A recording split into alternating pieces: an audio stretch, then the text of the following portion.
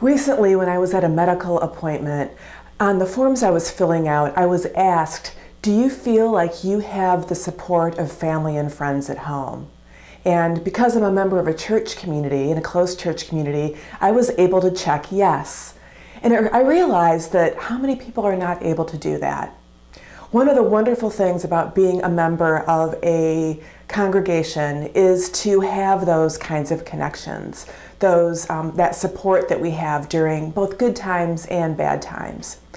So I want to spend some time talking about the meaning of membership. What does it mean to be a member of a congregation, and how do you get to the point of not just signing the membership book, but actually becoming a part of the fabric of community?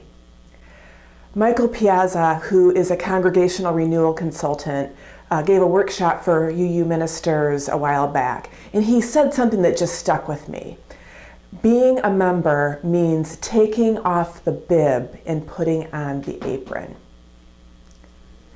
So this means that when we become a member, we're no longer being fed. We are preparing to feed others. That's part of the meaning of membership. But this really has more of a continuum than just feeding others. And I'm going to share what I think is the continuum of deepening of membership. The first is being a supporter of the community. So you feel like you're being fed and you want to give back. You might volunteer your time, you'll donate money, perhaps even pledge to the congregation to make sure it's financially viable. So you are a supporter when you're doing that. The next level is when you have a deeper sense of ownership.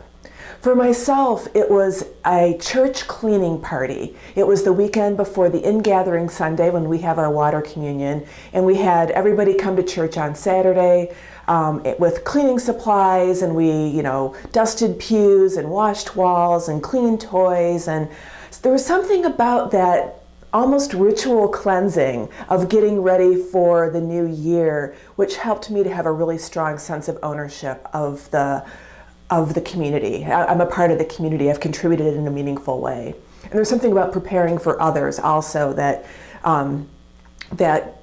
gets you into that mood of membership. It's doing what needs to be done. You start noticing the lights are on and you might turn them off as you leave the room. You'll check the building to make sure it's locked up if you're the last one out. These are things where you're more of an owner. And then the next level is steward. It's when you start looking at how you can help the community be there for others. And so serving on boards of trustees or other kinds of committees or teams that are focused on the church as an institution or the ministry as a whole, these are ways to be a steward of the congregation. Pledging at stewardship levels that may be not just what you feel is your fair share, but knowing that not everyone can give at levels that we need to sustain congregations. You might be giving at a percentage level giving, maybe 5% or even tithing 10% of your income toward your congregation.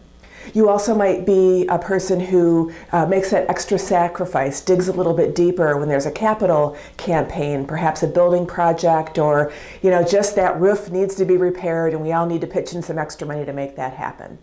So going from supporter to owner to steward is part of the path of membership.